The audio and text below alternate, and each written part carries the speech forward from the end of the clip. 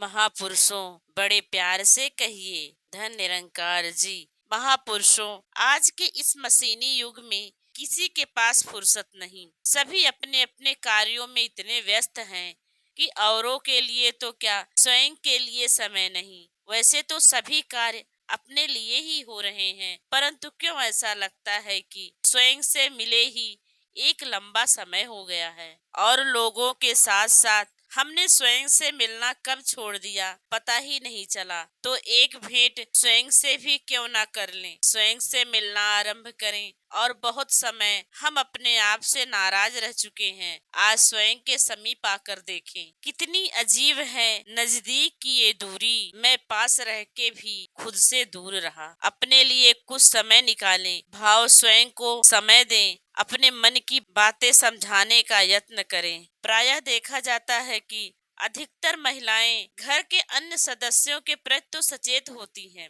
परंतु स्वयं की ओर पूरा ध्यान नहीं दे पाती। जीवन जैसे चलता है बस वैसे ही चलता चला जाता है, ना ही वह स्वयं अपनी ओर ध्यान दे पाती हैं और ना ही कोई और देता है। यही कारण है कि महिलाएं ही अधिकतर मानसिक तनाव की शिकार हो जाती हैं। वह काम में इतनी व्यस्त रहती हैं कि यह भी भूल जाती हैं कि उनका भी कोई अस्तित्व है। उनकी कुछ रुचियां तो होती हैं, परंतु उन्हें पूरा करने के लिए उनके पास ना तो समय है और ना ही वह उन्हें पूरा करना आवश्यक समझती हैं। यही दबी घुटी जिंदगी आगे जाकर मानसिक रोगों का रूप धारण कर लेती है। इन तनावों से निकलने का बस एक ही साधन है और वह है अपने बहुमूल्य समय में से निकाल कर कुछ समय स्वयं को दें। आप अनमोल हैं, आप हैं तो समय की कद्र है, वरना नहीं। स्वयं को महत्वपूर्ण समझे, क्योंकि आप एक बार इस संसार में आए हैं, बार बार तो यह जीवन मिलने वाला नहीं। परंतु जितना भी यह जीवन मिला है उसे तो आराम से जी लें। निसंदेह हम सब आराम पाने के लिए ही तो यह सब परिश्रम कर रहे हैं। यह एक सीमा तक तो ठीक है, परंतु ऐसा ना हो कि हम अपनी जिंदगी इसी भाग दौड़ में ही व्यतीत कर दें। इस जीवन के उपरांत तो कुछ होने वाला नहीं। जमाना हो चुका, रूठी हुई है जिंदगी हमसे, उसे भी आज ये वे दिल मान कर देख लेते हैं। जो भी मिला है, जितना भी मिला है, सुख तो इसी में से मिल सकता है।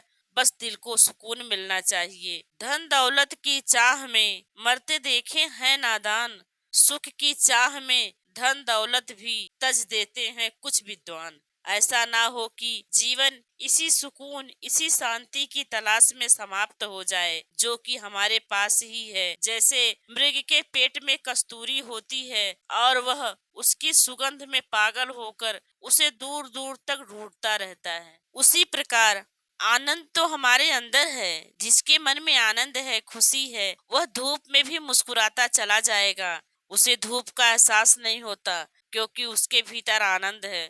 उसकी खुशी इतनी बड़ी है जो उसे धूप का कष्ट अनुभव ही नहीं होने देती। और जिसके मन में खुशी नहीं, वह वातानुकूलित कमरे में भी सुखी नहीं हो रहा होता। कारण है मन की अवस्था। इसलिए मन को खुश रखने का प्रयत्न करें। यदि मन ही अशांत रहा तो आप कभी भी प्रसन्न नहीं रह सकते।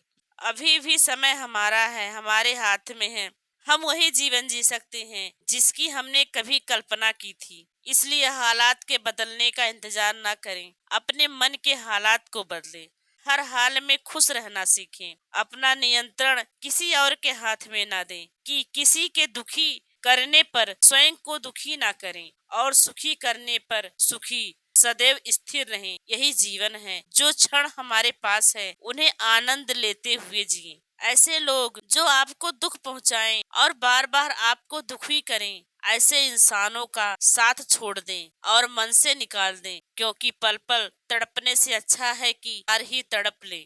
वे कुछ भी कहें आपको दुख नहीं होगा, क्योंकि अब वह आपका अपना नहीं। शायद आप भूल चुके हैं कि आपकी विशेषता क्या है। आप वैसी ही जिंदगी जिएं जैसी कि आपकी कभी इच्छा थी। संसार के सभी पदार्थ आपकी सुख सुविधा के लिए हैं, ना कि आप इन पदार्थों के लिए। इन सब से बाहर निकल कर देखिए आपका अपना अस्तित्व क्या है। आपका जन्म इन सब सुख सुविधाओं वाली वस्तुओं के लिए, स्वयं को बेचैन करने के लिए नहीं है। ये सब आपकी जरूरतें पूरी करने के साधन हैं। इनके प्रयोग से लाभ उठाएं, ना कि इनके कारण दुख उठाएं। भाव जो सुख के साधन हैं, उन्हें दुख के साधन ना बनने दें। कभी यह ना सोचे कि यदि कोई दूसरा व्यक्ति सुधर जाएगा तो घर स्वर्ग बन जाएगा, अथवा कभी किसी के अवगुण देखें तो कभी किसी के। इससे बेहतर है कि हम स्वयं को सुधारें। यदि प्रत्येक व्यक्ति स्वयं को सुधारने में लग जाए तो परिवार और समाज स्वयं ही सुधर जाएगा। आवश्यकता है तो केवल स्वयं को जानने की, स्वयं सुधारने और स्वयं को विशेष बनाने की। हम विशेष तभी बन सकते हैं जब हमारे अंदर विशेष प्रकार के गुण आएंगे। इसके लिए हमें स्वयं ही प्रयत्नशील होना पड़ेगा। जहाँ तक हो सके हमें अपनी आदतों का दास नहीं बनाना चाहिए। जो व्यक्ति अपने मन और आदतों का दास बन जाता है, वह अपने आप में सिमट कर रह जाता है। ऐसे व्यक्ति जीवन में सफल नहीं हो सकते और ना ही कभी जिम्मेदार कहला सकते हैं। काम करने वाले व्यक्ति अपनी आदतों के दास कभी नहीं होते और वे असफल भी कभी नहीं होते। महान विचारक क्वेड मार्डन एक बार किसी के घर गए। उस व्यक्ति के घर में दीवार पर लिखा था, सबसे मुश्किल कार्य को सबसे पहले करें। उस व्यक्ति ने क्वेड मार्डन को बताया कि ऐसे वाक्यों पर अमल करके ही उसके जीवन में परिवर्तन आया है। उसने कहा, एक दिन मेरे मन में विचार आया कि मुझे मुश्किल और दुखदायक कार्यों से बचने की आदत पड़ चुकी है। यह मेरी सफलता के रास्ते में रुकावट है।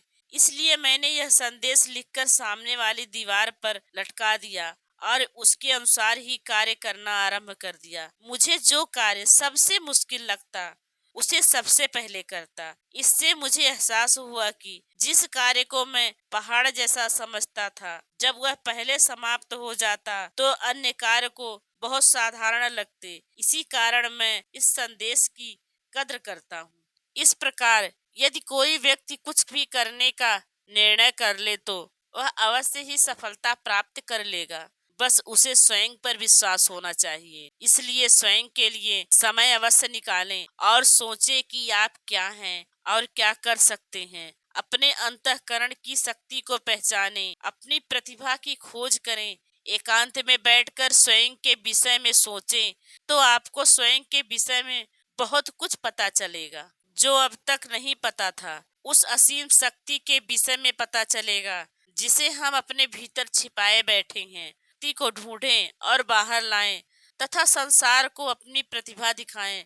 फिर आप भी साधारण व्यक्ति से विशेष व्यक्ति बन सकते हैं। यह होगा तब जब हम स्वयं से भेंट करेंगे, स्वयं से मिलेंगे और यह अनुभव बहुत ही आनंददायक सिद्ध होगा। इसलिए इस भाग दौड़ भरी दुनिया में अपने लिए समय निकालना बहुत आवश्यक है। महापुरुषों, बड़े ही प्यार से कहिए, धन निरंकार जी।